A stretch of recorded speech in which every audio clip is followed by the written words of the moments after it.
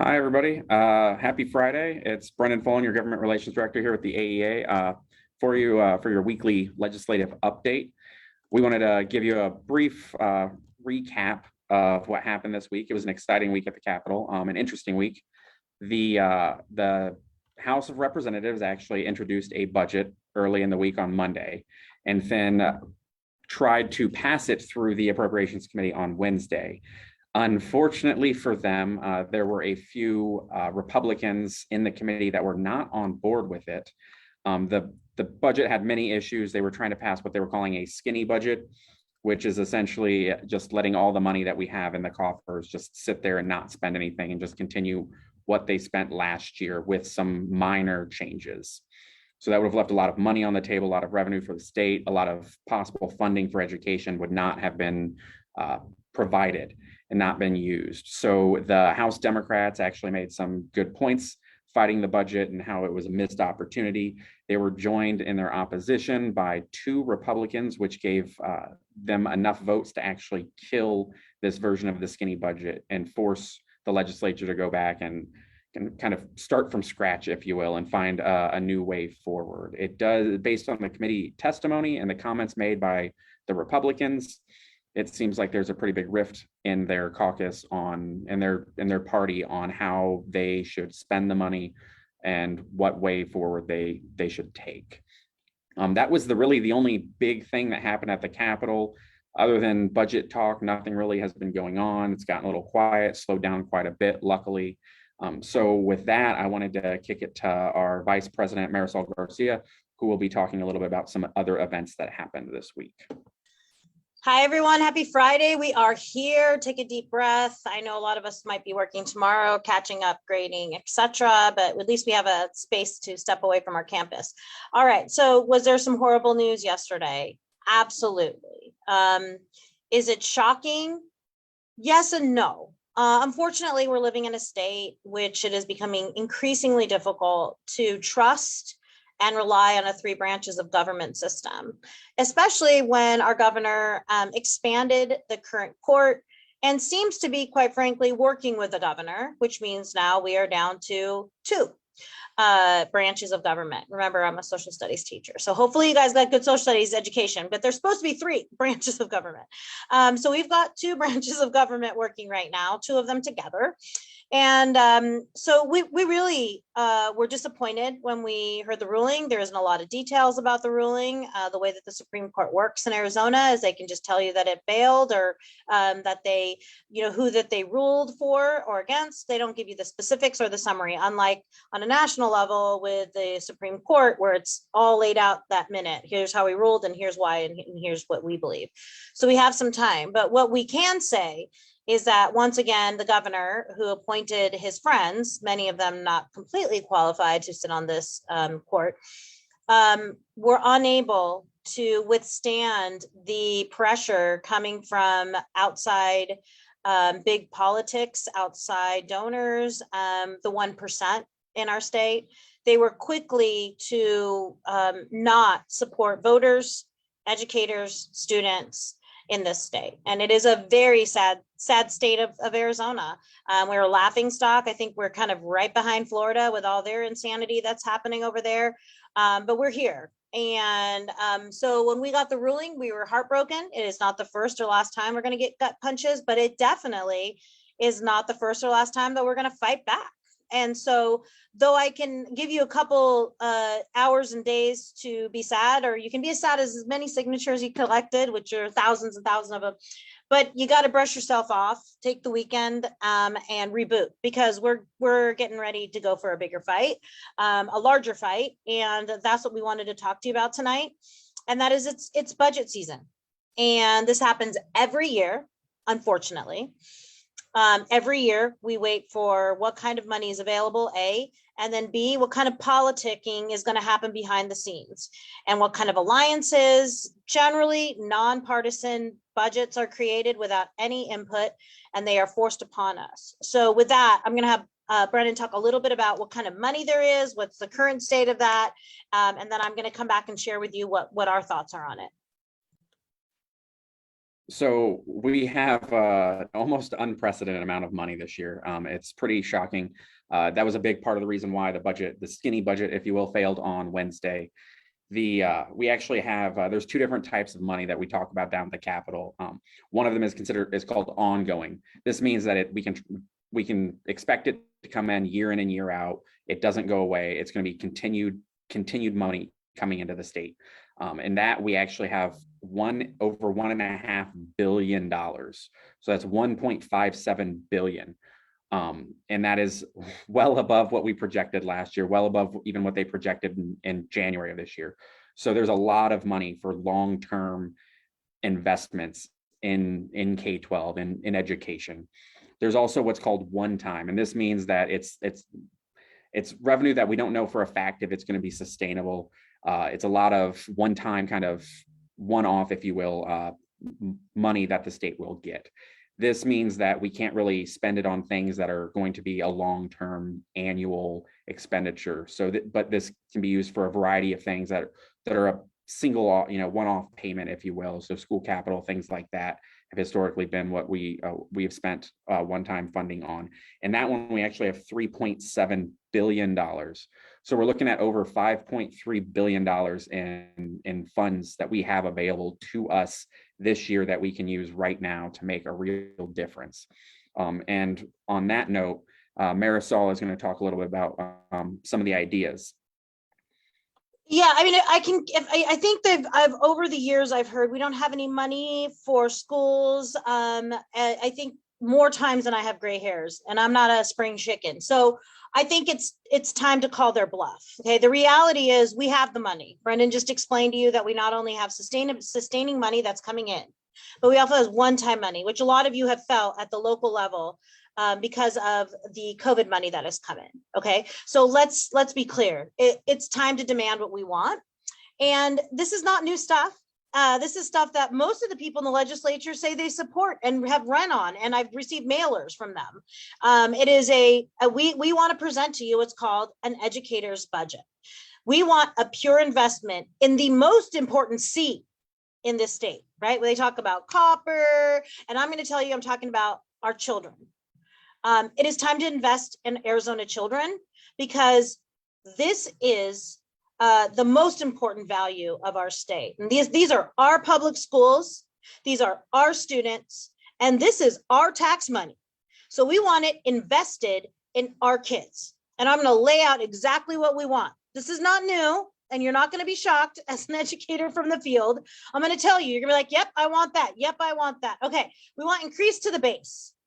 That means that we want the base numbers pushed up, more money per kid, which will then be able to be bargained at the table to deal with salaries, compression issues for ESPs, compression issues for educators. We want it to the base. So increase on the base.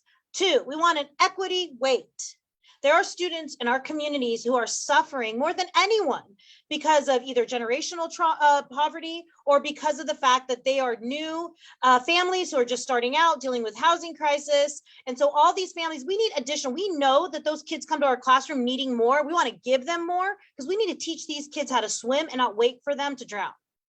3, Sped funding. I don't think you're going to meet any Arizona family who's going to say, no, I don't want more Sped funding.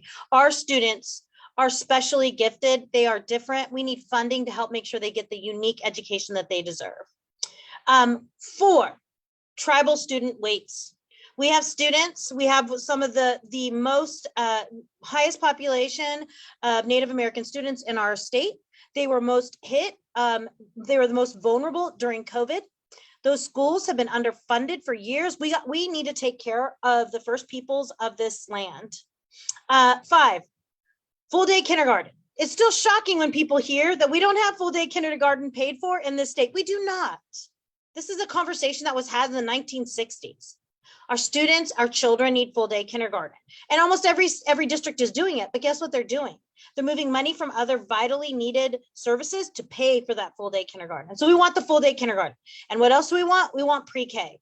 There's been studies and research done throughout this country to show that if you invest in children in ages 4, 3, and 4, that it's one determinant of their ability to be safe and to be successful and to have every opportunity. We want pre-K. I'm on 6, the CTE programs. As a parent of a high school student, these CTE programs are why my son and his friends want to go to school. They're learning a trade. They're becoming aware of what other possibilities are available to them besides higher ed. The next one, community schools. And if you haven't heard about community schools, I will put the link in the chat, but community schools is where it's at.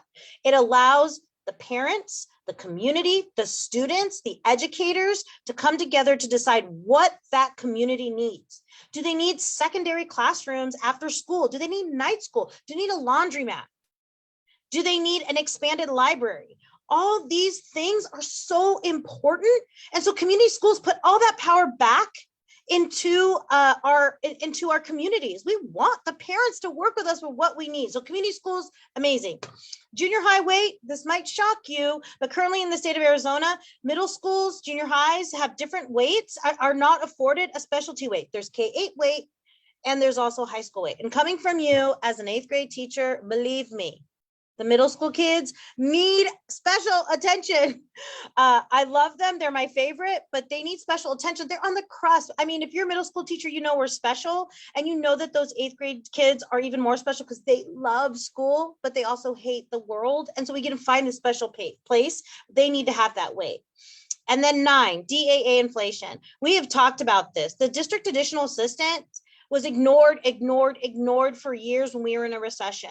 But our schools need that funding and we want it now. And then finally, a teacher academy. Let's think about this. We are running out of educators who are going to take care of my kids and eventually, bless it, I may have grandkids, but we need a future of education professionals entering our classrooms. And we have an academy that's already working. So those are the ongoing funding. Those are like, we're going to be committed to this forever. We are going to commit to this forever. And then we have one-time funding. And that's where Brenden told you, that's where the money is at, right? That we're talking about $3 billion almost right there, Brenden. But that one-time funding, let's talk about what that one-time funding can look like. I just talked about the Teachers Academy and how we need to build out a pipeline of educators, but you know what we also need to do? We need to retain amazing educators. So we want retention bonuses. Retention bonuses for not only the last 2 years that have happened, but more importantly, the years and decades of service of educators have given to this state and to Arizona children. This is not uncommon. It happens everywhere across the country. Our neighbor, New Mexico, did it not once, but twice, to ensure that we retain. We're not going to be able to recruit ourselves out of the teacher shortage problem, but you know what we can do? We can give people retention bonuses, and not just for classroom teachers. We're talking about everybody. We're talking about our classified, which means our secretarial, our IT workers, our bus drivers. We're also talking about our counselors and social workers who are also certified. These folks, we want them to stay. You are a value add to our community. And so therefore we want retention bonuses on a statewide level. We want the state to commit to making sure that this is what we deserve. And we want you to stay for our kids.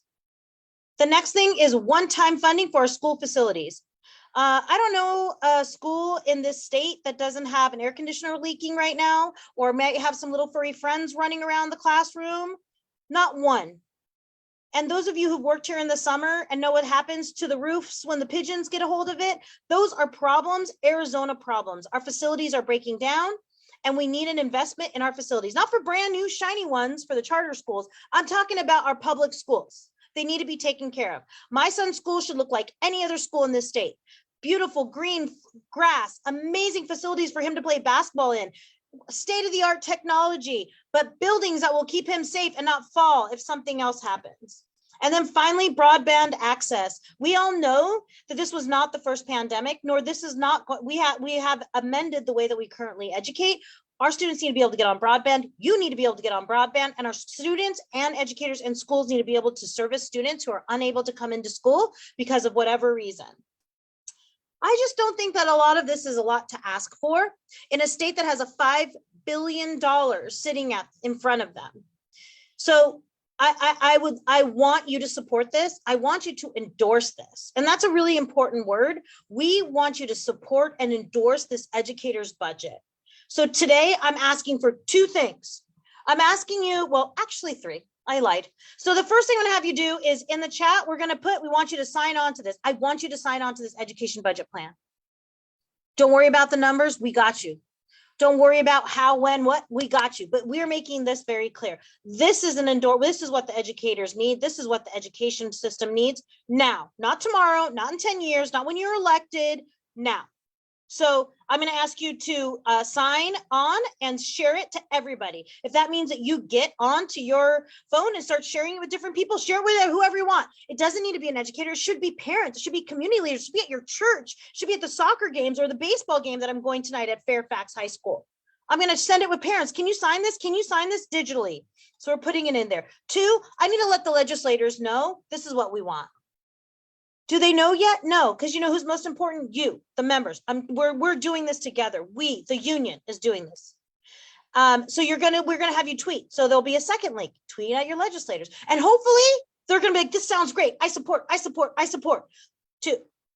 Okay, so that's 2. 3, you need to share this Facebook video with your friends, with your colleagues, with your family, with folks you know, and say it's happening. It's happening. We need your support. Because they have the money. For years, they told you they didn't have the money, but they have it.